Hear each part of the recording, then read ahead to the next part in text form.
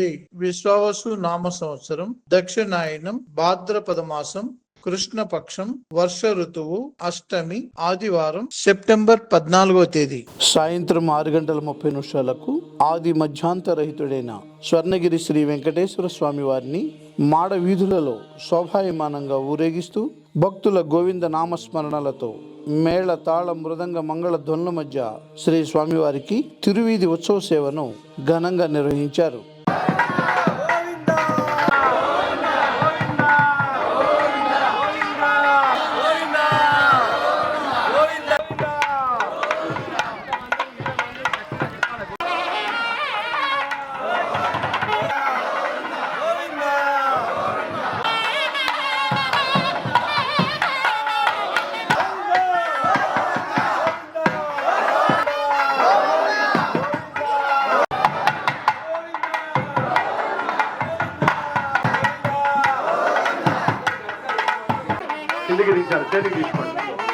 తిరువీధి ఉత్సవ సేవ అనంతరం శ్రీ వెంకటేశ్వర స్వామి వారు దేదీప్యమానంగా వెలుగుతున్న సహస్ర దీప కాంతుల మధ్య ఊయలలో ఆసీనులై భక్తులకు దర్శనమిచ్చారు. అర్చక స్వాములు వేద మంత్రోచ్చారణలతో శ్రీ స్వామి వారిని అర్చించి మహామంగళహారతులు సమర్పించారు.